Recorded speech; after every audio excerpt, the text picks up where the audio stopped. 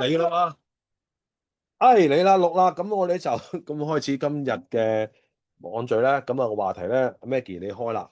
今日我哋都係講翻，我有同阿三文講，喂，好多人仲係覺得油呢樣嘢咧，仲好多問題。咁我哋都係今次又溫故知新啦，又講下油啊，又重新又講下油。咁喺我日常生活當中，有乜問題，咁再重新就演繹下，再講下油咯。今日個話題就係、仲有引子㗎，因為你早前話唔知點點點又食乜嘢，跟住啲朋友話你哇搞錯啊，食呢啲嘢咁樣，咁嗰件事係咩事嚟㗎？我不嬲，依家開始轉用晒係呢個豬油去煮嘢噶嘛。咁嗯我連煲粥咧都整啲豬油落去浸下啲嗯，米，跟住再煲粥啊嘛。咁跟住就即係開始啲朋友同我講：哇，你煲粥都用豬油啊？我用植物油啦，咁樣即係仲係講呢啲嘢啦。咁但係你知啦，咁費事啦。因為呢好根深蒂固，有啲嘢係講緊植物油係嗯，好啊。係。咁嗰日我就即刻同阿三文講：喂，三文，不如我又講下油啦。不如即係好多人即係話，可能依家可能你哋聽緊嘅，你哋都覺得，開始知道原來食動物油係好嘅。咁但係食動物油好得嚟係點咧？點樣好咧？同埋植物油有咩唔好咧？嗯咁所以我就同三文講：不如講下呢啲啦。嗯。即係係咯，用一個普通嘅，我哋都係普通人啦。咁好多時候都係聽咗周圍嘅環境去決定食啲乜嘢噶嘛。咁所以再講下咯。我哋不妨用一啲叫做過去嘅經驗啦，喺生活上嘅經歷啦、體會啦，同大家講一講關於點解有咁多謬誤喺個市場上面即係出現咧，一路都好似沒完沒了嘅咧。係啊，搞到今時今日仲係好多人都仲係爭拗。咁頭先 Maggie 提到啦，食動物油真係比食植物油健康咩？係啦，啲人懷疑喎，咁懷疑係冇罪嘅。咁我哋點知揾到個答案啊？係嘛？起碼我真係食㗎咯喎。咁你話邊個健康先？咁15、16，即係唔知點揀就非常之唔舒服。咁我要揀到先係能夠成為一個答案啊。咁我哋人又唔可以就咁講話，誒植物油健康定動物油健康嘅？咁係啦，講咧係唔科學嘅，係完全係情緒講法嚟嘅啫。係啦，即係咗咩叫靚女啊嘛？咩叫靚仔？即係咁你梗係可以好主觀地話你中意嗰個就係話嗰個靚仔啦，係咪先？咁你有時都你好難話，喂我唔認同喎，你一定啱嘅咩？即係我唔譬如有啲人話劉德華好靚仔㗎。係啊，係啊，都係。係咯。咁我細個時喺藍田同佢一齊大噶嘛，我哋見過讀書嘅時候，咁啊去大我幾年嘅啫嘛。咁你見慣咗係常人嚟噶啦，係咪先？點你冇見過都係話靚仔，見慣覺得冇普通啫咁樣，個人感覺嚟嘅啫，主觀嘅，好難話客觀嘅。如果我哋要有客觀啲嘅評論，關於將一啲食油即係等於咗講靚唔靚仔靚唔靚仔一樣啦。你客觀啲評價下咩叫靚？咩叫嗯，健康？咁你都有少少準則啦，係嘛？咁好啦，咁如果譬如以 Maggie 你認識啦，健康咧應該係對身體產生咩作用先叫健康咧？咁依家一般嚟講嘅健康就冇三高啦，冇高血壓啦，冇膽固醇啦，冇糖啦，即係冇糖尿病啊嗰啲咁嘅健康咯。行得又冇氣喘啊嗰啲咪健康。即係唔會令你病啊，係咪？係咯，唔會病。即係食完之後令你病啊大鑊啦，即係令你唔好病嘅。好啦，咁呢個道理咧就即係我哋一定有啲咁嘅觀念去理解一樣先能夠清楚嘅。如果唔係咧，你就亂噏啦，即係大家係咪即係好慘啊，因為嘥時間嘅啫。嗱，譬如話舉個例，你買一件家私，咁你都可以話㗎，你單睇件家私都可以話係靚唔靚㗎。但係件家私放入你屋企嘅時候，襯唔襯？係嘛？夾唔夾個色調？嗰個 design 啊，一個設計你屋企就好鬼典雅嘅，咁突然間嗰件家私咧就好工業風嘅。哇！咁你擺落去，喂冇話佢唔靚啊，唔夾啫，大佬。係啊，咁唔夾，咁屋企咪望落去咪唔順眼咯。咁唔順眼，咁呢樣嘢就好明顯啦，係咪？你睇到啦，好個觀感有時幾主觀都好啦，都會令到人覺得都認同嘅因為嗰啲係好顯眼嘢啊嘛。但係最慘係健康嘅嘢。嗱，健康咧做形容詞咧就叫做佢健康嘅，咁啊就形容詞啦。如果健康係係動係個名詞咧，就叫健康，即係話係個狀態啦。喂，好難搞㗎，因為健康係睇唔到㗎，喺裏邊啊，係啊，你睇唔到㗎。當佢爛到出樣咧，就已經有啲有啲遲啦，遲啦，係啊，係係嘛？啊，遲啦。所以好多時候我哋真係最好無奈你咧，你去做養生保健咧，係冇可能係喺出咗問題先至做，嗰啲叫養生保健，養生意思梗係喺未有問題之前要開始準備啦。係咯。咁咩護膚幾時先咁護㗎？咪係咯，有啲啊10零歲就護係咯。啦。咁你台面嗰啲嘢女用埋一份啦，係咪先？哇！見阿係啊，媽用咁啊咁正，咁咪去搽上面啦。咁啊10零歲就用噶咁啦。佢都冇搽到，護膚就係呢個時候開始啦。咁咪係咯。未搽就做噶啦嘛，咁點會搽咗先去搽嘅啫？咁同一樣健康咧，就係佢最慘就係應該由內而外啊，定係由外而內啊？梗係由內而外啦，係嘛？係嘛？呢啲大識嘅。家應該有共識嘅，即係嗱，Maggie 答得咧，應該都係大家都係咁樣，我即係好肯定嘅答好法。勁嚟㗎，係咪先？係好勁嘅，所有健康嘅嘢應該係由內而外嘅，而最慘就係佢唔係一間屋企，你冇得睇裏邊係點樣，邊個睇到㗎？你睇到我聽，邊個能夠睇到自己裏邊係點啊？睇唔到啦，但係感受出嚟嘅啫，都係。係嘛？睇唔到喎，咁可能你有啲人搏啊話咩睇唔到啫？咁個導鏡懟落去咪睇到咯。哦，咁好啊，胃鏡啊、腸鏡啊，你做啊？你做啊？body check 咯，body check 嗰陣時咪見下咯。哦，咁有啲時候你嘅再即係點解唔早啲預防咧？即係保健啊嘛，好似啲靚妹咁樣18歲咪開始做下護膚就咯。算真係做 body check 啊，你都係抽同血啫，你都係離開體外抽同血嘅咋，你唔係喺體內睇到嘢㗎，你睇唔到，你靠估㗎咋，睇係同血嘅嘢就估翻轉頭，究竟係咪咁樣？有陣時真係唔係好準確嘅咋，靠估㗎咋。係啊，我哋真係咧眼見唔到咧，都即係都唔清楚㗎，即係你睇到啦，可能清楚多少少咋。健康就係咁鬼麻煩嘅嘢，因為你裏邊睇唔到啊。咁但係健康又由裏邊開始喎，咁所以咧我哋就要。頭先問阿基麥咩嘅問題一樣啦，就係話健康咧應該係對身咧造成乜嘢先叫健康咧？唔好造成負擔。係你製造咗病出嚟啦，咁真係唔應該啦，係咪先？食完啲嘢會食病咗你嘅就唔應該啦。所以我哋咧應該從呢個角度嚟開始睇嘅，呢個 angle 呢個角度睇係下健康嘅嘢咧，應該係同身體咧係絕對有一個吻合啦，佢唔應該產生衝突啦，應該唔產生負擔啦，係嘛？咁啊先係叫健康啊嘛。咁出邊坊間睇廣告嘅時候咧，成日都話啦，我哋嘅嘢咧就健康嘅，係。咁你問多句啊嘛，點樣健康啊？令你身體？咁例如咧，舉個例啦，譬如話我哋成日都食去超市買油品嘅時候啦，咁就叫做而家好多時啲人都知道買咩油會健康啲㗎啦，咁樣係咁樣咁講啊？咩係油健康啲啊？咁買咩油啊？好多越貴嗰啲油咪梗係越好啦，係咪？越貴即係嗰啲油好越好啊！咁唔係，咁因為好多依家超市咧，即係好多種油，即係除咗依家一般嗰啲咩花生啊、粟米啊嗰啲啦嚇，嗯主要仲有啲咩哎呀好多唔同啊，即係又糙米油啦，係咪啊？米係啊，米糠油糠油啦，啦，即係好多種油俾我哋去揀嘅。咁但係邊種係好咧？其實咧，真係唔可以話睇價錢嘅。我諗頭先講翻啦，仲計翻我哋要最常嘅就係橄欖油啦，咁油啦係咪？係啦，其二唔係呢個牛油果油都有嘅，而家好似牛油果油啦。係啊，咁通常依家我睇到椰子油啦，椰子油都好貴㗎油啦，嚇。嗯，咁啊，其他嗰啲我就已經好少睇。咁啊，香港就好冇豬油賣嘅，香港冇㗎嘛。我覺得香港冇豬油賣㗎嘛。香港一般地方見唔到，係啦，你去咩地方會見到咧？就係你去嗰啲烘焙鋪啊。係啦，即係做烘焙嗰啲材料啊，即係賣就會好焗麵包、蛋食啲。糕嗰啲就買到嘅。係啦，知唔知？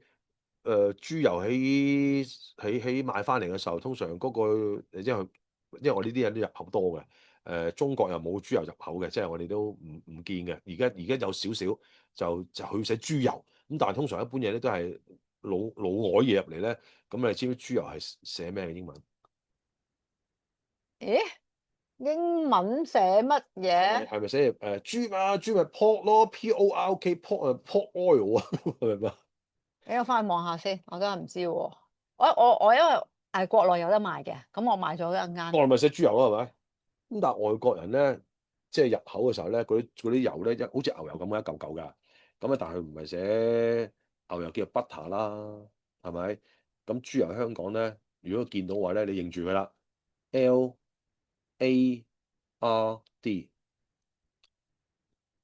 知乜嘢啊哦，呢個字咪就係豬油咯？L ，LARD。哦，OK，lard 就係豬油啦，啦啊 lard 就啦，豬油啦哦，OK，嚇。咁當然仲有一啲又而家仲有啲朋友會好識嘅，就係話誒我哋用油啊，而家唔係去買嘅，自己整嘅咁樣，咁啊自己整酥油啊，即係整係機啊，係啦，係整機啦，誒誒 好似我哋同朋友 GHE 啦嚇，機啦嚇。咁咧就有樣嘢我又咁嘅表達啦，你上嚟工作室，你見到我買咩油，嗰啲人咪健康嘅咯。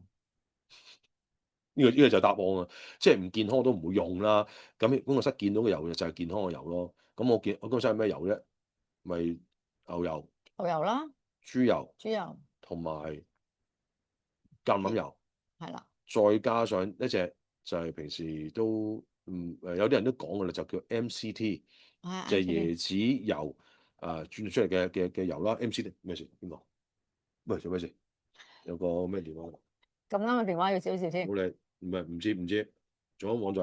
好啦，咁咪就所以咧，當咧呢一個情況咧，我能夠買到幾多油即係會介紹俾幾多隻俾朋友咧，就即係已經係選擇過噶啦，冇嘢再介紹噶啦。MCT 同普通嘅 coconut oil 有咩分別啊？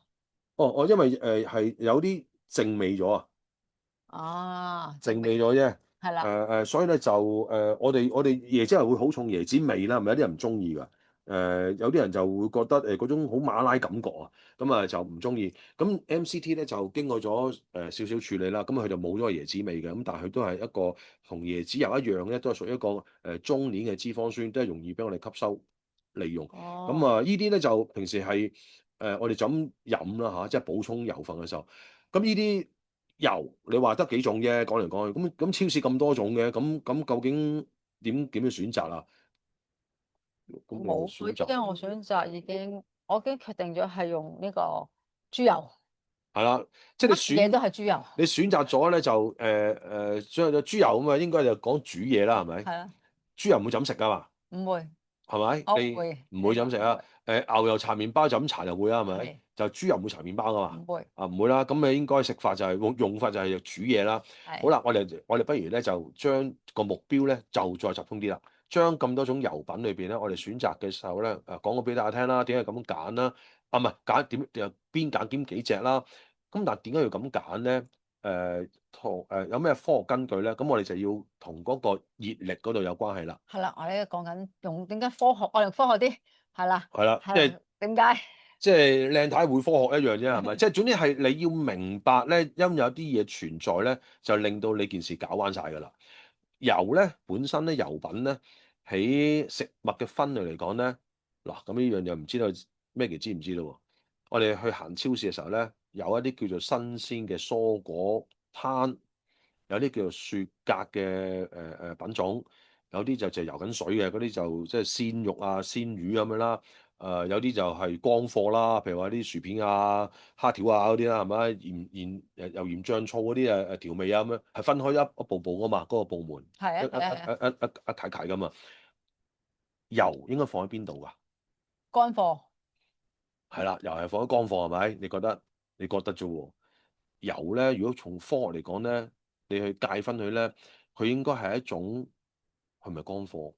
佢應該係乾貨嘅相反啊！濕貨啊，係濕嘅，濕得嚟點咩？嗱係啦，嗱係濕㗎，乾同埋濕嘅分別。濕貨通常要點樣保存佢㗎？乾貨就可以擺好耐嘅，濕貨通常係咩啊？要係要喺一啲有恆溫嘅地方恆溫啦。因為點解要恆溫啊？因為唔恆溫咧，佢變，會變會壞，係即係話呢啲係新鮮嘢嚟嘅。新鮮嘅食物就要用恆溫處理，唔能夠處理唔到而去壞賣唔到錢㗎啦。所以喺超市裏邊咧，其實好多係啲假象嚟㗎，大家已經係忘記咗咧個原本嘅面貌嚟㗎。油咧，當喺一個即係除咗動物性嘅油脂提煉出嚟之後，係可以擺喺室溫，唔需要任何嘅恆溫處理底下咧，即係佢室溫通常嚟講，可能你去到而家啦嚇，而家都好叫好熱下啦，你去到37度、40度樓下，啲動物油都唔使搞㗎，擺就得㗎啦，唔係㗎。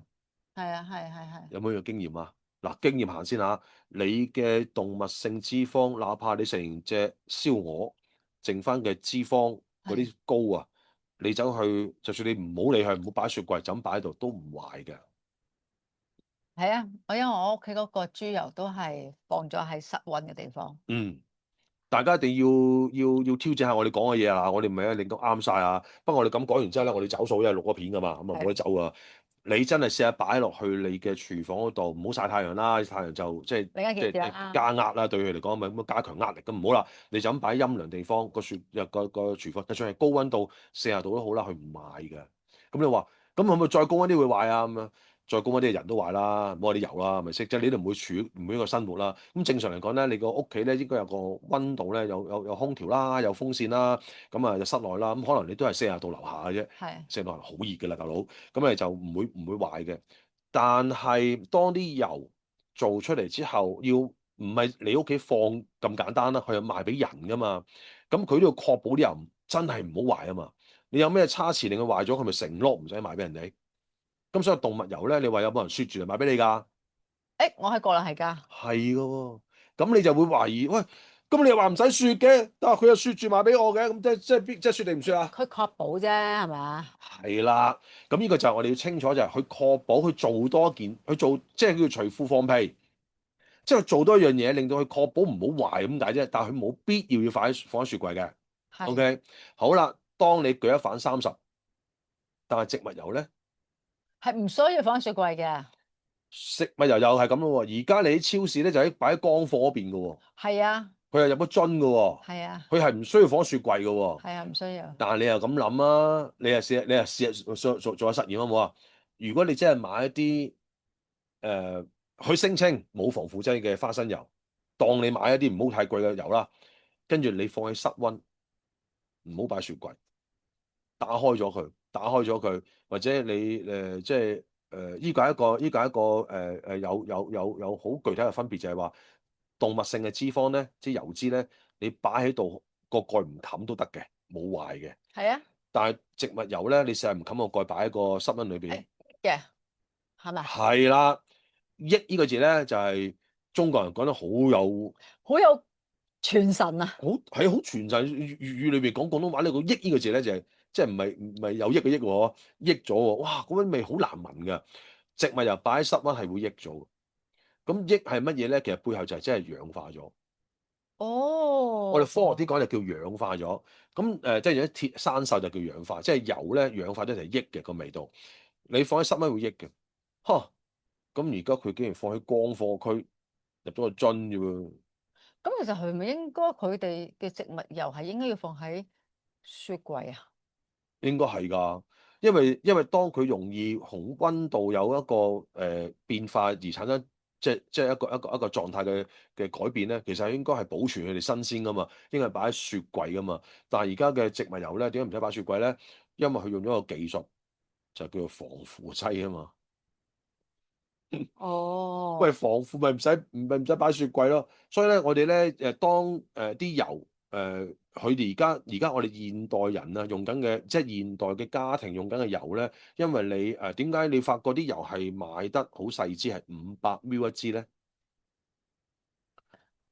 正常包裝係500ml一支係咪？你諗下，500ml一支嘅咋？無論係橄欖油啊，而家粟米油啊、花生油啊、芥花籽油，全部都500ml一樽㗎。點解用500ml一樽嚟？快啲食完。係啦。死啦！我以前買嗰陣時候咧，以前啊講緊，我買嗰啲真係貪平啦，又係都係嗰句啦。我買啲3.3公升，好鬼大粒嗰啲嚟喎。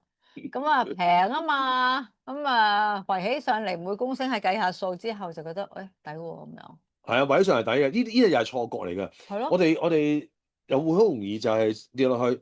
哦，我哋講新鮮，哎呀，佢放喺邊度㗎？喂，咁樣放嘅，嗱，呢個又係一個交集係啊係啊，交集地方，呢個腦裏邊啊打晒仗，知即係點啊？我哋好多時候咧，我哋因為冇底層嘅嗰個知識咧，我哋搞唔清楚啲嘢係應該點樣，所以你諗下幾複雜嘅事就話，你講健康喎，咩叫健康啊？因為而家都冇人解你聽咩叫健康，誒嗰樣嘢叫健康喎，笠上去就係咯喎，哇！你咁樣講嘢廣告嚟嘅啫喎。即係我哋從來冇諗過咧。油咧係咁多嘢嚟保存啦，新鮮啦，幾時食啦，幾時即係全部以前冇諗過呢樣嘢㗎。我係依家做咗呢個網上先開始諗，即係阿生同我講先下先。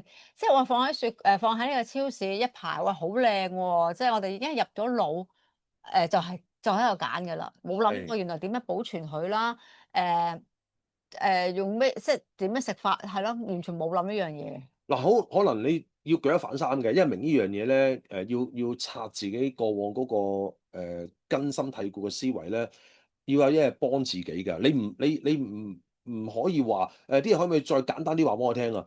嗱，再簡單啲就得一個原則啫，就係你信啦，只要信，係啊，你跟住做啦，你唔好問啦，咪得咯。不要問。你冇得即係點解俾你聽話？即係如果我能夠掌握件事解俾你聽，嗰背後都睇咁多資訊同埋我要學咁多嘢，你叫我幾句講完，咁啊真係得你信得㗎，你唔好問啦，係你就跟啦。唔係都係一個邏輯嚟嘅。其實諗下頭先都講啦，油點解可以放喺個超市度咁耐，而每一桶油，上次都講啊，每一桶油都個色澤係咁一樣，又可以放喺度咁耐。其實嗯，當中佢係咪做咗啲嘢先會令到啲嘢係咁咯？又唔需要雪喎，又唔即係係啦。冇錯。開始諗，我就開始有問啦，啊係喎，其實點解啲油會咁樣嘅？我就由呢度開始諗緊。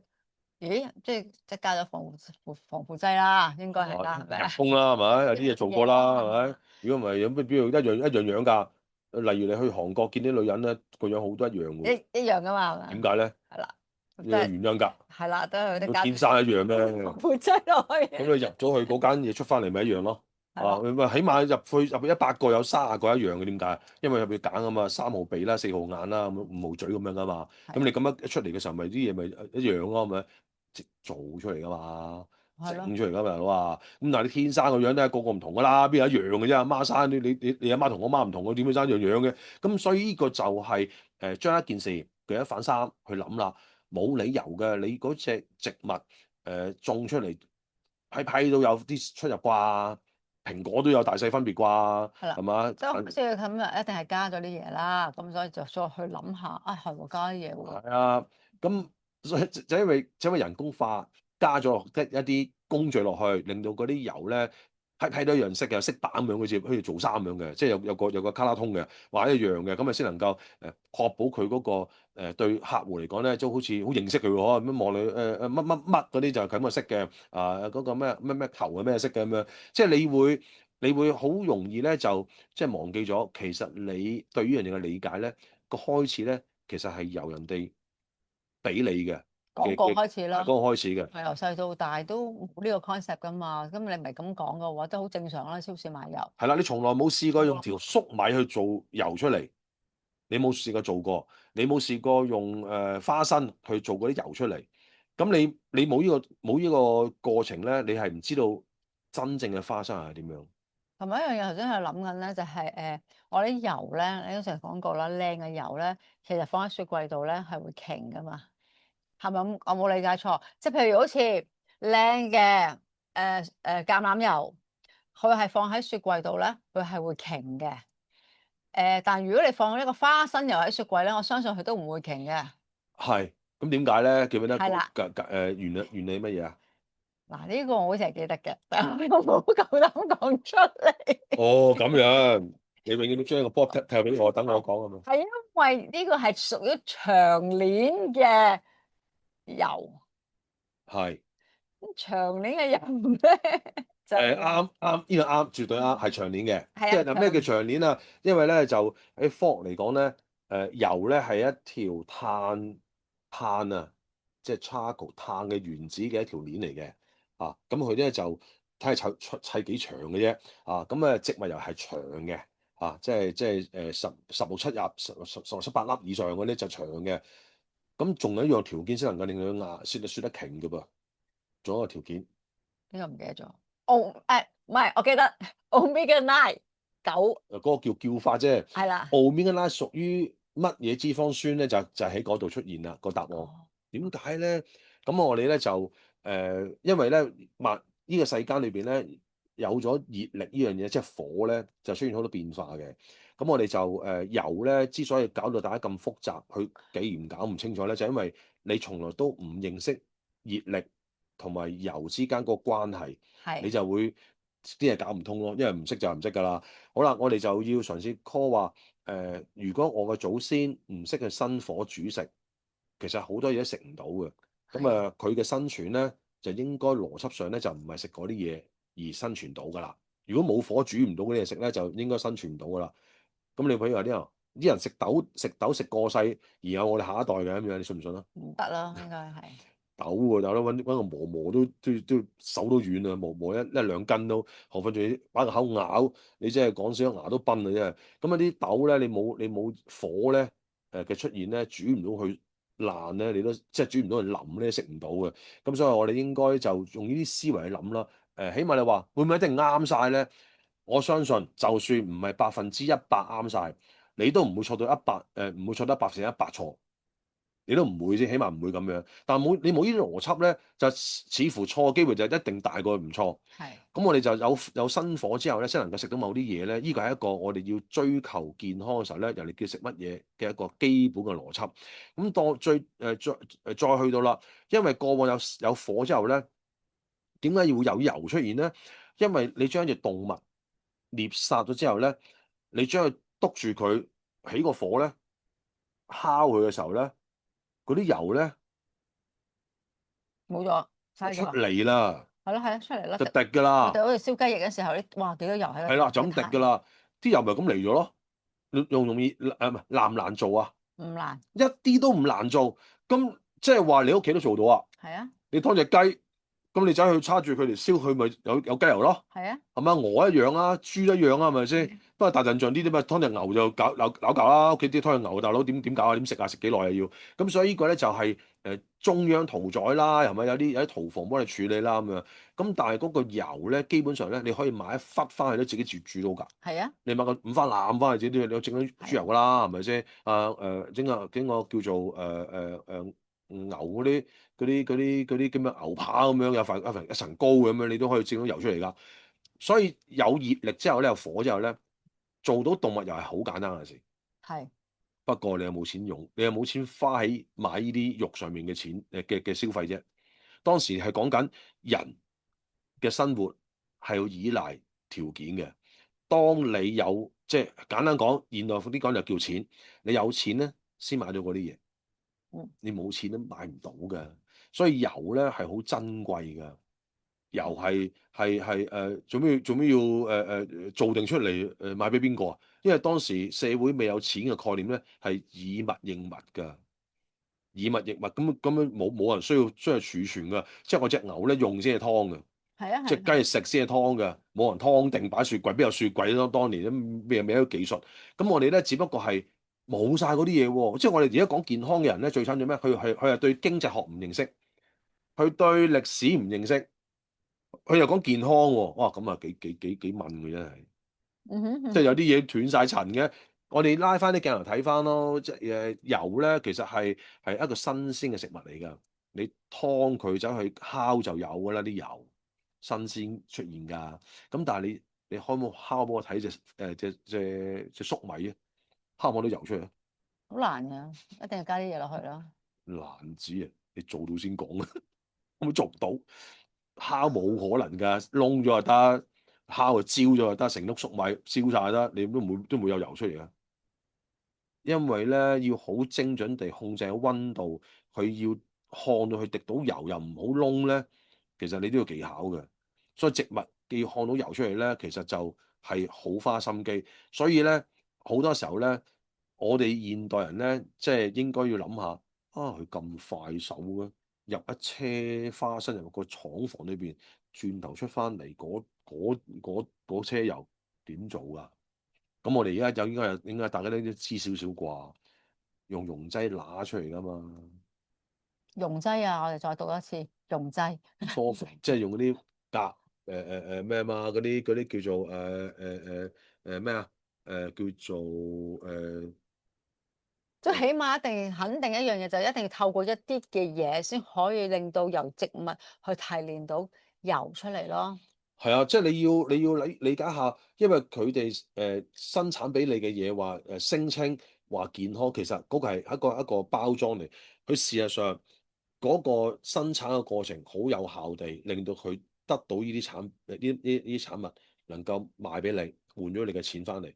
咁其實呢個咧，你要買呢啲咁快速製成嘅產品咧，其實你要問下你點做出嚟㗎？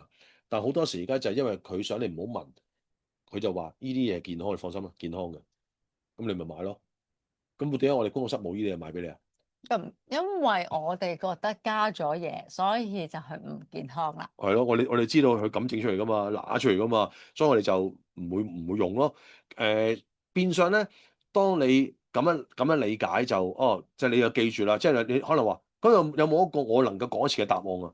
我唔係想你能夠講一次，我係想你個腦裏邊存在一個諗法，就係話我質疑點解你咁易做出嚟嘅？我屋企咧就揾根花生翻嚟咧，真係炒出油都難嘅。點解你做到出嚟嘅？係，豬油我做到，牛油我都做到，但係點解你做到？你做到嗰啲咁嘅葵花籽油？葵花籽油你見過葵花籽未啊？種咗個種子好咯。細粒㗎，葵花籽，即係你當瓜子啦，瓜子咪就籽咯。係，我想係問啦，點解啲人成日啊？OK 啦，咁你話好難，呢個好肯定啦，要加啲嘢先做。但係點解啲人成日都話植物油係健康咧？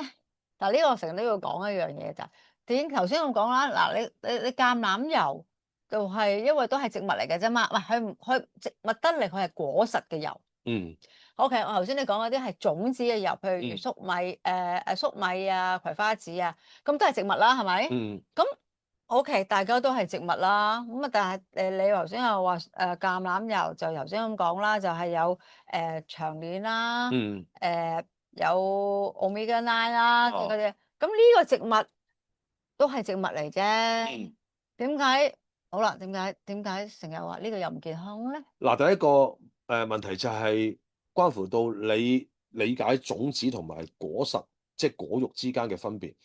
一個咧就有水分嘅，咁邊個有水分多啲啊？咁梗係果實嗰只啦，係啦，果實啦，種子咧就係乾真真乾真真冇嘅冇嘅。一粒實體嘅嘢嚟嘅。你要令佢裏邊含有嘅脂肪嗰個油嘅成分要走出嚟咧，係難過你用一個有水分嘅果實將佢壓出嚟嘅。啱。呢個係首先大家要肯定你聽得明嘅地方啊！壓粒種子係冇嘢壓出嚟嘅，壓完條粉嚟嘅啫，佢係碎咗嘅啫，其實係即係合桃，你真係壓佢咪碎咯。佢冇渣咁滯咧，冇汁噶嘛。但係一個果肉咧，你壓佢有果汁嘅個汁，咁啊汁咧，佢都順手會帶埋啲油脂出咗嚟咧。咁咧，只要你壓得係大桶啲咧，你就會見到佢上面就係油咯，下邊就係水咯。橄欖啦，一個椰子啦，都係屬於果實啦，嗯，係咪呢一個牛油果啦，誒果啦，都係啦，係屬於啦。即係你唔好理佢點，暫時呢三種都係一個果實油啦。喺我係啦。常接觸嘅地方嘅時候，係啦，咁即係佢都容易做啲嘅。係咁但係當然啦，你諗咁種子原來係乾真真嘅，壓完之後係粉嚟嘅啫。咁你點樣能夠出到油咧？咁啊，你就要知道佢一定有啲手段啦。我哋有個原則啦，總之你屋企你做唔到嘅嘢，你就唔好咁容易信人哋做到。啊，你都做唔出嘅嘢，咁人點做？嗱，我哋成日都話代價嚟自咩咧？嗱，譬如屋企有咩嘢，你以前請工人，啲家務唔係你唔識做，係我唔想做啫。係啦，係唔想做。咁同一樣，我唔想做嘢要俾錢嘅。同唔同意啊？即係我唔係唔識整豬油，我識整嘅，不過我我煩啫，懶啫，我煩，係啦，我唔想整啫，咁我就用錢買。而嗰個錢咧，你覺得合唔合理先？譬如話一嚿豬油，我識整咧，就可能買10蚊翻嚟就整咗3嚿，10蚊整3嚿。但係頭先你話喎，頭先喺開咪前喺度講，你話花生油都可以自己整嘅喎，可以，咁你睇下整完之後，你會唔會放棄咯？就下次整咯，仲整唔整？真係好煩好嘅。煩嘅，即係你整過就知㗎啦，整成斤花生咧冇嗰2斤油啊嘛，你就整完真係嘥氣嘅。但係即係10蚊豬油咧，豬板油翻嚟咧就整成罌都唔止，成程油出嚟。咁你生水都種子油嚟㗎嘛。係啊，好煩嘅。整完之後，因為我以前就翻去鄉下，咁我舅父會整呢啲油嚟過時過節做下啲糕點啊、茶果㗎嘛。咁啊，因為風味問題啊嘛，由年到晚都係食緊豬油，咁個風味冇分別，咁啊過節又係咁樣，即係個味道都係。即係等咗你哋女士咧，去出去飲宴咧，都要擠幾下啲嘢㗎嘛。我香水啊，唔係好咪咯，唔係好幾下。咁啊幾下，即係平時咁你又係咁嘅味，去到嗰個場合又嗰個味，咁咪冇分別啊嘛。唔係咁啊，今日盛裝打扮都知，何止唔睇個樣啊，味都要唔同啊，係咪先？即係你先有嗰個感覺㗎嘛。過時過節，咁你食嘅嘢又係嗰個味，咪冇感覺，所以咪整個特別啲。咁難整都整啊，舅父。誒過時過節係咁噶啦，咪一笪爛餐佢都整噶喎，係嘛？但係你平時叫佢整花生油煮嘢食，佢睬你都傻真係，佢得閒睬你。因為好難整嘅。呢個就係生活過嘅時候咧，你會睇到點解以前我哋細個嘅時候，即係多60年代嘅時候，其實係邊都得家戶大戶都食豬油噶啦，煮嘢。好啦，咁我哋就要針對咧，就係因為熱力點解？因為要提呢個話題，要大家要跳落呢一個位去諗真啲咧。因為咧，佢科學上嚟講咧，有呢個脂肪酸咧，佢係好易變形啊！即係我哋咁嘅意思啦，即係好易變形。脂肪酸。好易變形嘅，咁佢一變形就壞咗㗎啦。咁咧就你都唔應該將變壞咗嘅嘢食落身體，而跟住產生唔到作用㗎嘛。對身體冇幫助，你都用唔到佢嘅。佢已經焦咗啦，已經腐爛咗啦。你仲食落身體，搞唔掂㗎喎。我哋人食唔到呢啲嘢㗎喎。咁我哋就要咁理解。頭先 Megan 提咗一個問題就係條脂肪長定短嘅。嗱，呢個係一個科咁講法嚟嘅啫，但係你而家有 AI 幫助底下咧，你可以上去隨意查到嘅。脂肪酸有幾多種長度？你就咁問佢都，佢答到你㗎啦。脂肪酸係分長中短咯，短嘅脂肪酸咧就幾多個碳原子就為之叫短咯，中有幾多粒咯，長有幾多粒咯咁樣，係咪啊？唔係啊，我哋諗住你要即係你講。我哋即係錄音咁啫，嗬。嗱，咁咧就即係呢個喺大家 Google 咗嘅。嗱，我肯定大家肯 Google 就一定揾有答案㗎啦。咁但係因為頭先阿 Maggie 咪提到嘅，你將啲油擺入雪櫃，如果尤其是植物油，你想話，唉，話我都唔能夠用太多，屋企咧有啲人都接受唔到，一時間唔能夠轉晒做動物性脂肪，都要就一就佢哋嘅。咁你買啲植物油翻嚟咧，咁啊點樣去睇佢究竟會唔會係較為好啲嘅質素咧？咁樣我哋強調係質素啦嚇，唔好講健康住，講質素先。就係唔好咁容易變壞嘅油。咁乜嘢油係冇容易變壞咧？就係你擺個雪櫃雪得到係硬嗰啲。嗯。就咁樣就咁嘅答案啊！你話咩原理啊咁樣？嗱，依家講原理咯喎。因為我哋脂肪酸咧係分兩大類，兩大類。飽和脂肪酸同不飽和脂肪冇錯啦，攞滿分。OK 呢樣嘢嗱，酸。舉手。飽和係咪？咁喺呢兩大個族群裏邊咧，飽和咧你就唔使再分佢啦，即係一類得㗎啦。但係咧不飽和咧就可以再分兩大類喎。係又記得邊兩大類啊？長短同短係咪啊？長短唔係咁分。哦。植物都有短鏈嘅，即係譬如我哋椰之後咪有中鏈咯，即係都係長短之分嘅植物。但係咧，即係佢最緊要個分類咧係嚟自另一個講法，就係話飽和同埋唔係多元同埋啊，係多元。單元。多元同單元係啦。係啦係啦，呢個係最緊要大家要認識嘅。咁你話單元多元咩意思啊？即係我哋嘅曲位啊，個曲位啊，即係嗰條脂肪酸咧，如果曲都唔曲咧，就叫做飽和脂肪。即係成條脂肪嗰條碳鏈咧冇曲位，即係唔會彎到嘅，直不甩嘅話咧，嗰啲叫飽和脂肪，即係完全直嘅飲筒咁樣直嘅。但係如果好似而家現代飲筒咧，都有另一種嘅，就叫可以彎一彎噶嘛，曲個有曲位噶，俾你飲嘢嘅時候。咁如果得一個彎位咧，就叫做單元。係。嗱，呢啲唔能夠叫飽和脂肪噶啦，佢一曲得嘅話咧，就唔能夠叫飽和噶啦，一定係不飽和噶啦。但係佢得一個曲嘅啫，就叫做單元。咁兩個曲。多個曲三個曲或以上就就叫做係叫多多元，元。係咪啊？嘅唔係多餘，係多元多啊，元多元係元素嘅元。好啦，原來咧飽和脂肪撥埋一邊唔講啦，因為我呢啲都係對身體冇害嚇，絕對冇害。慢慢探求。如果再唔清楚，但係咧，我今日強調就係不飽和脂肪原來有單元同埋有多元，即係一個以上你叫多元啦。原來咧，當你加熱嘅時候咧，當佢越多曲位咧，佢就越易變壞。哦，唔使咁高溫嘅，你可能係講緊30零度多元不飽和脂肪啦，就已經變壞㗎啦會30零度就變壞㗎啦。咁單元係咪唔完全變壞啊？唔係，單元係難啲變壞。即係高少少溫度添。啊，仲可以捱得住嘅，高溫都得嘅，高溫啲都得嘅，捱得住。但係總有個位去崩潰嘅，你再高啲佢都彎㗎啦。所以有曲位嘅脂肪酸咧，佢係睇下溫度係去到咩地步嘅啫。好啦，但係如果話飽和咧，即係一曲都唔曲得直不甩嗰啲咧，就好難變壞嘅。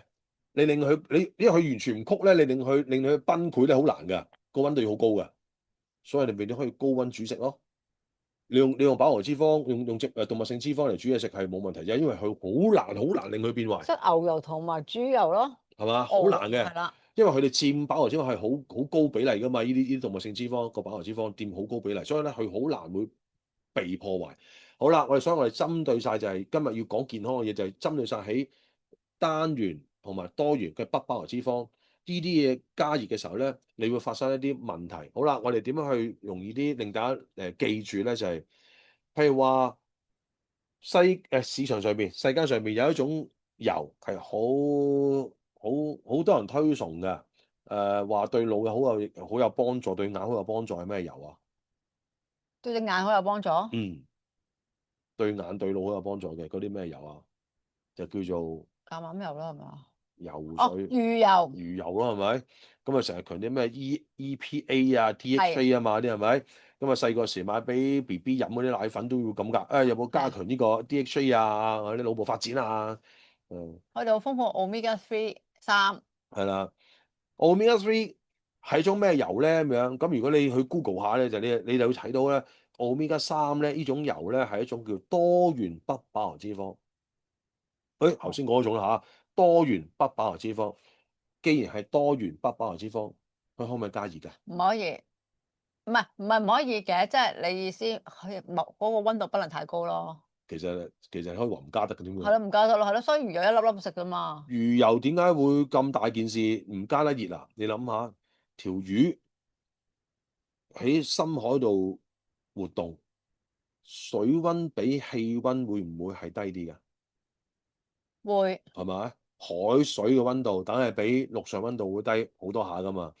如果魚嘅體內嗰啲油係會因為凍而凝咗嘅，咁佢咪唔使生存，係瓜喎。咗㗎咯喎。冇錯，所以海添。呢啲生物體內嘅油咧係能夠捱到低溫啊！嗯。呢個低溫你一上水咁就唔係低溫㗎啦噃，佢一上水對佢嚟講係高溫㗎咯係啊，就唔喎。嚇！得啦，唔掂。你仲喺陸上面整個鑊去加熱炒佢唔掂。啊！所以咧，成條魚食咧就好地地。當你整咗啲油出嚟咧，嗰啲魚油從來都冇可能攞嚟煮嘢嘅，搞唔掂噶，就咁食生食嘅啫，即係當補充品食嘅咋，冇得加熱嘅。一加得熱咧，總之你加熱，而家嘅室溫都30幾度，為咗我哋開冷氣啦，22、23度，對佢嚟講其實都已經係熱㗎啦。對呢啲多元不飽和脂肪已經係叫熱嘅，已經係熱咧。呢個概念係一個相對概念嚟嘅啫，即係你頭先開麥前咩叫話可唔可以閂晒啲冷氣啊？係啊。即係對我嚟講咧就啱啱好，對佢嚟講就叫凍㗎啦。咁咧就即係你可想而知叫做相對啊嘛。即係每一個人都有唔同嘅體感，但係咧我哋咧如果講健康咧，就有多少少嘅標準，因為大家都係生物，都係人類。咁我哋咧已經有生物學咁多年咧，就知道有啲嘢係可以拉條線，大家畫一條線啦，大家都係咁上下噶啦。咁所以我哋食脂肪酸嘅時候咧，食一啲油品嘅時候咧，咁你記住熱力對嗰個油係有產生作用嘅，會產係。生變化嘅。咁好啦，Omega 3唔能夠加熱，明啦係嘛？明。好啦，咁又係嚟自魚啊嘛。係。呢個世界上面其實動物同埋植物體內都一樣有齊互相嘅脂肪酸嘅，只不過比例都高低嘅啫。魚因為喺水裏邊生活，所以佢個含有奧米加三嘅嗰個含量係較為好高下嘅。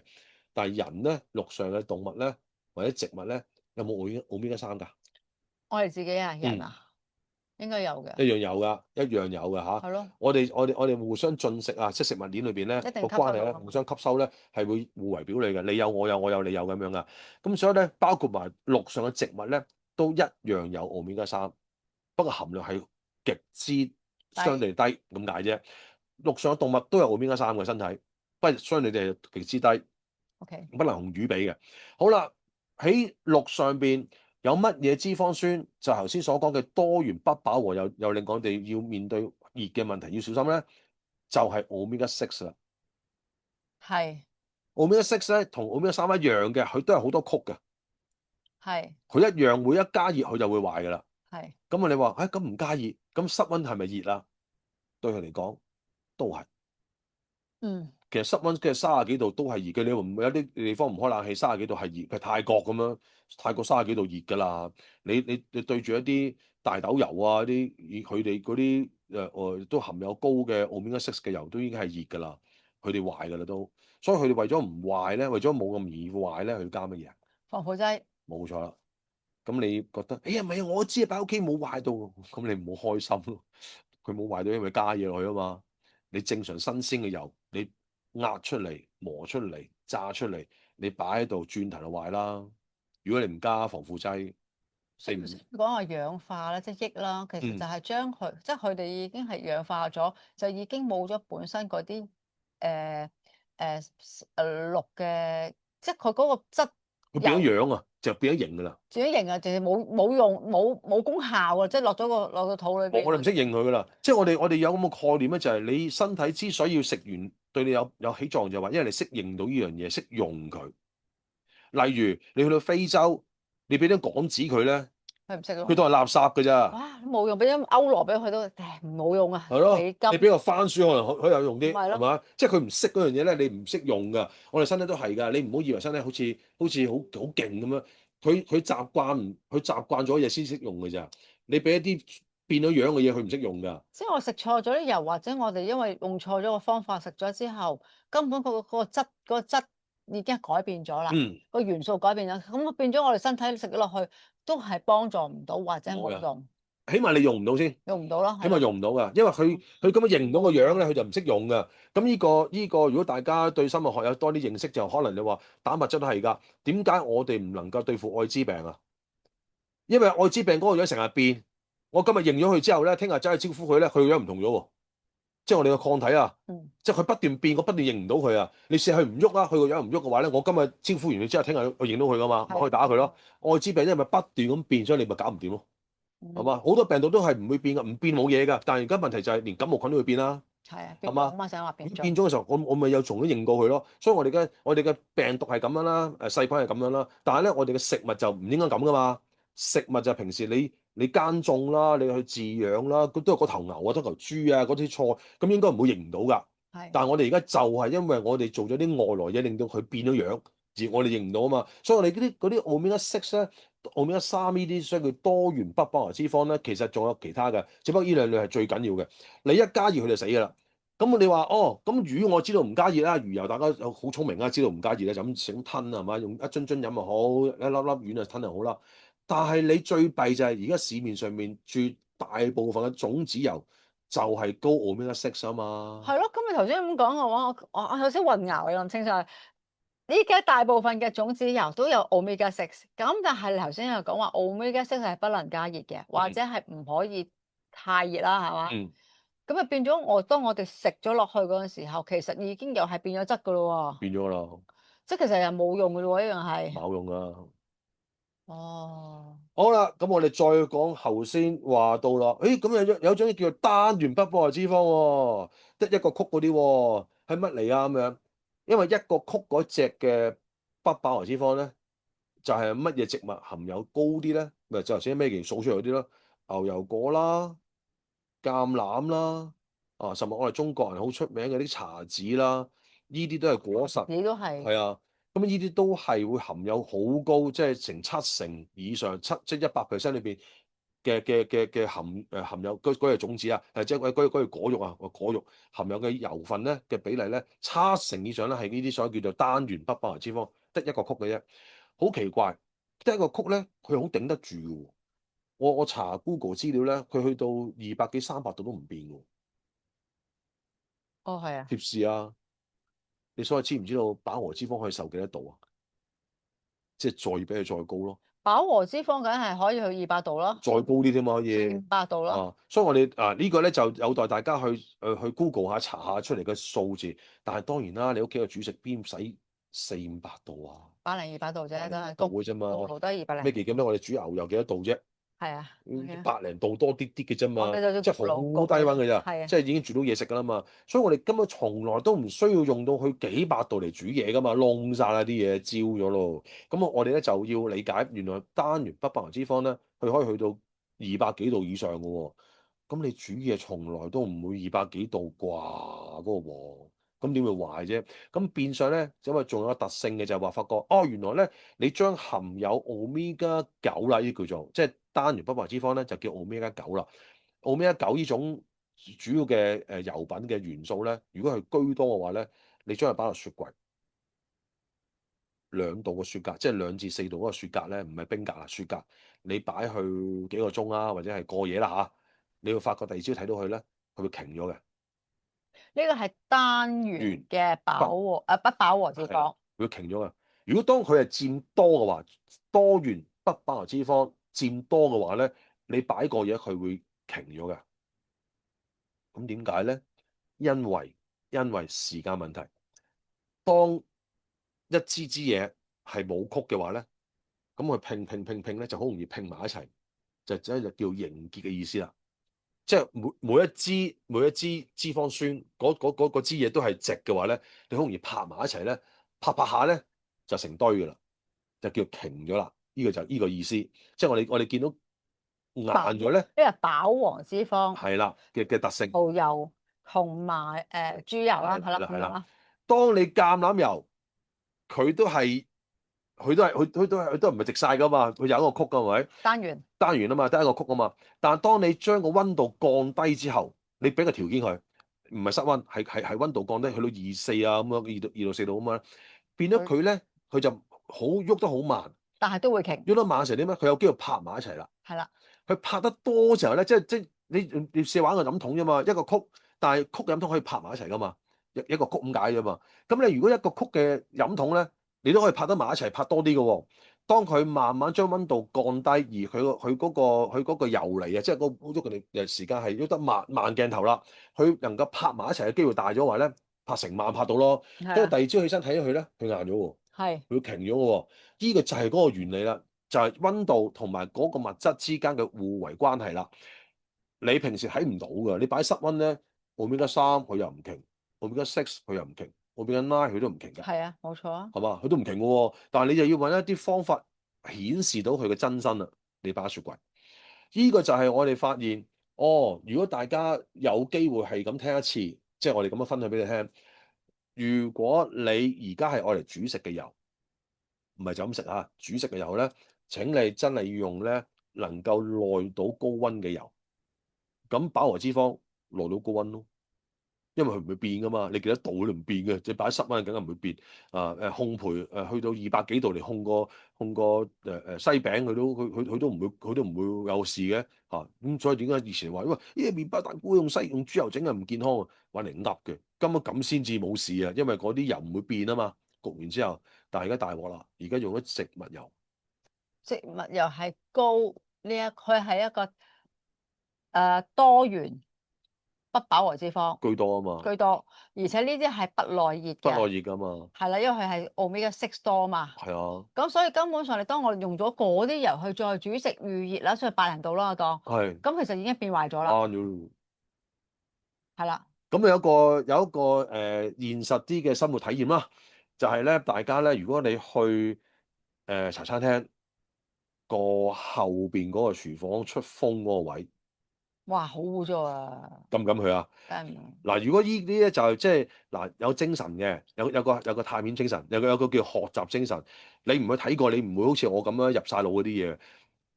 你因為我架車曾經停咗喺一個茶餐廳嘅後邊哇，大件事啊！一個停車場嗰度，咁我個停車場啱啱就喺佢嘅個廚房嘅後嗰個位嚟嘅，咁我排喺側邊啦。咁啱啱佢對住一條咧，佢出氣嗰條風喉啊，係風佢喉。排氣喉煮廚房嗰個，咁咧佢咧就飛咗啲咧喺個吊住佢嗰個排氣喉嗰個網啊，嗰啲油嗰啲油漬啊，吊住喺度啊。咁啊，即係點理油漬？咪平時煎嘢嘅時候，佢落咗嗰啲咁嘅植物油。大豆油啊、菜油啊，跟住咧就氧化咗咯喎，咁啊變成油煙咯喎，咁係啊一路排出嚟嘅時候咧撞到嗰個氣網咯喎，咁咪係慢慢凝聚咯，咁凝聚到咁上下咧，佢重噶嘛，重咧嚿跌啦。風啊，因為佢又吹噶嘛，佢就會吹出嚟咯。係咁我不幸地咧，我嗰時我唔知道呢啲嘢啦，咁我架車就嗰架七人車嚟嘅，即係高身嘅，就泊咗喺佢個風口嘅對住個位置，咁佢就好多滴嗰啲油咧就滴晒喺我車頂嗰度，係啦。而我見唔到。咁嘅情況之下，當我去打蠟啦，咁我師傅同我俾翻架車，我成日話啦，阿陳生，哇，今次你真係揾我笨啊，真係，我話咩事啊？你架車頂咧啲咩嚟㗎？嚇，我咩事啊？我真係唔知喎。佢話哇，我話真係平時用架機咁磨兩磨就搞掂啲嘢，我真係搞你唔掂啊！我用咗幾多時間做，哇！我話收尾我唔好意思，我塞多一嚿水俾佢當係飲茶啦咁樣。其實唔知得唔得，即係其實佢都係熟客嚟嘅，又唔話，即係又唔係太多説話，不過都話俾佢聽，喂，下次唔好再咁啊咁啊。當時我唔知我車發生咩事，其實我唔知㗎。我係後油。期就係嗰啲油啊。我後尾我再翻去嗰個地方咧，我先留意到，咦？我見到佢就係嗰個網咧有啲嘢飛出嚟啊！咪即係都係我車頂嗰啲油咯。嗰啲油屎啊，其實咩嚟㗎？咪就係你經過長年累嘅油煙，一路將佢氣化咗啦，因為高溫啊嘛，你將佢氣化咗，而佢氧化咗㗎啦，佢好黏㗎，而佢咁一路咁排出嚟咧，所以佢條喉裏邊好多黏咗嘅嘢㗎啦，只不過咧黏唔晒就出緊啲嚟，嗰個小數喺個網嗰度再聚係。到好重，再飛出嚟嘅。所以頭先阿 Maggie 開咪前咪講到話，你發唔發覺個廚房當你轉咗用咩油之後會好抹啲啊？我因為依家轉咗個豬油啊嘛，所以嗯，我嘅吸塵嗰個個抽油煙機啦，其實啲油咧好簡單嘅咋，其實你都唔需要用什麼洗潔精，係揾啲紙咧一抹咧就嗯，已經係甩㗎啦，揾啲係。水再沖一沖，或者再少少洗潔精啦，或者啲個網咧輕輕得㗎已經啦。好乾淨㗎啦，係好容易抹㗎。係點解啊？個原理就係因為你用緊嗰啲油根本就係內熱，佢都冇壞到，佢只不過真係有少少氣化咗嘅部分，但係佢冇壞到啊嘛。油啊總會有個煙點嘅，有個蒸發點嘅。咁咧仲加埋有水氣啦，因為你煮嘢時候唔係淨得油，仲有水噶嘛，水氣都會帶住啲油嘅分子咧會釋放適當嘅上去啦，係上去嘅。啦。咁即係嗰啲油都未必真係會滾之後先出嚟嘅，可能啲水帶住佢出緊啲嚟咁解啫。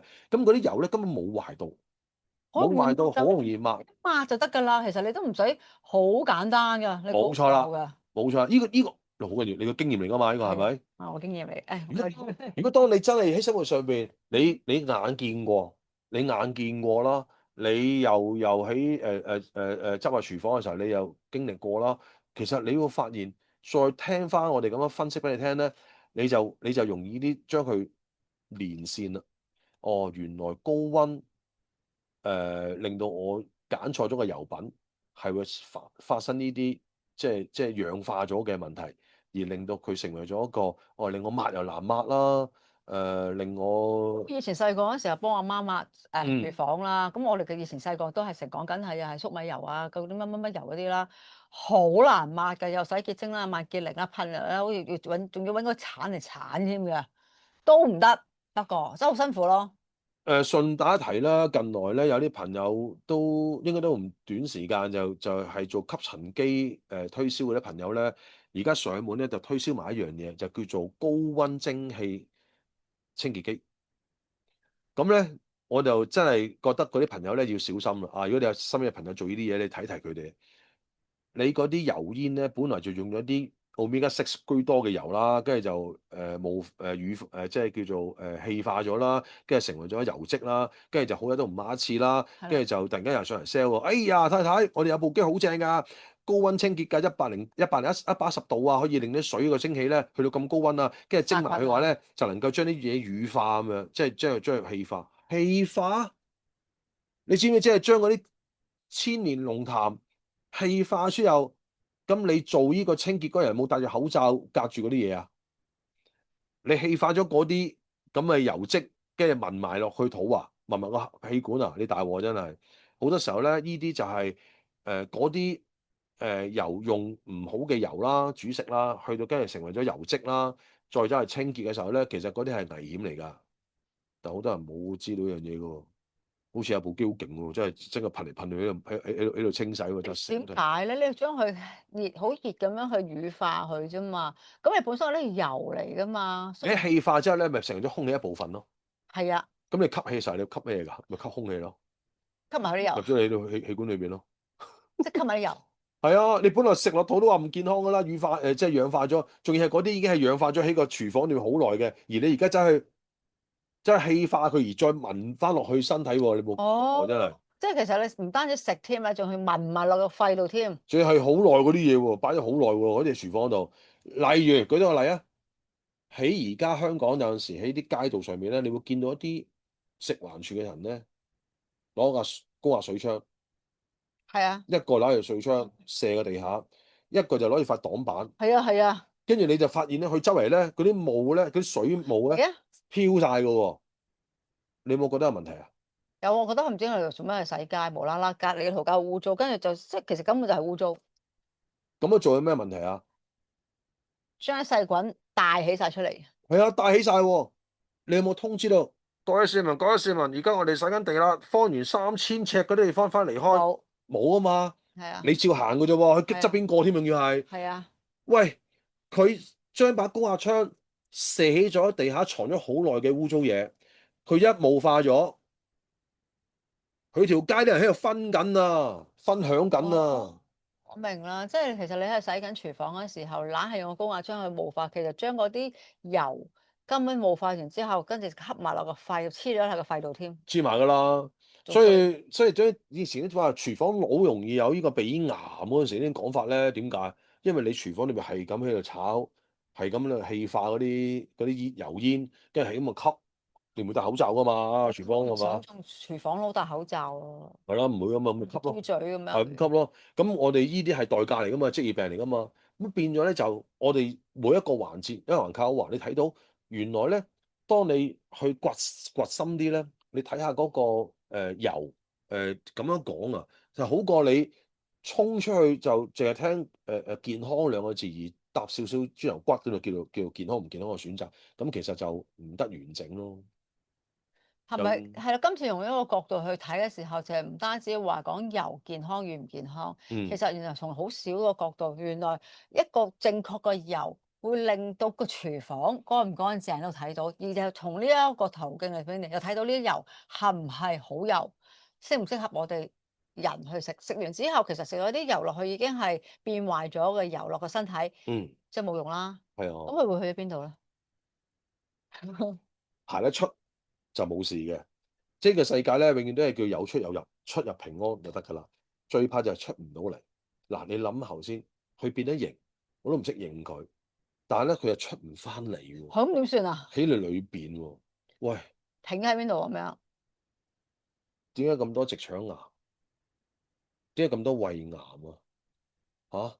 嚇、胰臟癌，喂，嗰啲內臟地方咁係啊，多問題嘅。同嗰個呢個脂肪肝，佢個肝臟會唔會有咧？哦，如果你成為咗身體一部分咧，就麻煩啦。嗱，佢外來物質變咗，我吸收唔到嘅，係咯，成為咗外來物質，佢停喺度唔走嘅，又係問題。當佢你又部分消化咗喎，入咗身體，而你嗰啲係唔啱比例，即係多得滯嘅嗰啲成分，成為咗我身體一部分，器官裏邊一部分啊嘛，又造成咗啲負擔喎。所以我哋強調咧。不如我哋將個字眼嚟，即係我哋喺完結之前咧，就將個健康嘅字眼就擺翻正啲啦，嚟去描述啦。我哋大家一齊學習，唔好再講立亂講啲嘢健康定唔健康。我哋應該話嗰啲嘢會唔會造成身體嘅負擔？嗯。造成負擔嘅就叫做唔健康。咁呢樣嘢因為造成咗身體嘅負擔，因為身體首先認許唔到之後就消化唔即係利用唔到，係，咁可能就變咗做咗一啲叫類似嗰啲廢物啦，咁但係又出唔到喎，嗯，咁就黐咗喺身體一啲嘅內臟度啦，你咪似垃圾桶啊裏邊，係啦，我一個因為行動垃圾桶，黐咗之後，咁又點解又出唔到喎？就變咗有啲負擔啦，冇負擔咯，係啦，負成負擔，擔嚟啦，循環又唔好啦，塞住晒啦，阻住晒條路啦，係咪後樓梯咁好似走火通道咁樣？即係當啲嘢擺喺身體裏邊又唔係用嘅，又唔走得嘅話，佢咪阻住你咯？咁咩叫阻塞啊？喂，咁多阻塞，仲喺度講話咩血液流通，流咩通啫？你都塞晒咯，仲通乜鬼啫？咁我哋就要轉下一個角度嚟講咯。總之以後嘅嘢唔好立亂就話稱之為健康定唔健康，係應該嗯。同個身體拉上一個關係，佢造成我有負擔嘅就叫做唔健康。我覺得今日咁講呢個 concept 係好好，因為我諗我百分之依家聽到嘅即係觀眾啦，嗯，咩？我諗有99%都未聽過呢個概念，即係咁多嘅嘢，我係起碼我未聽過先啦。我都係觀眾就投佢啦，就只有100%冇聽過。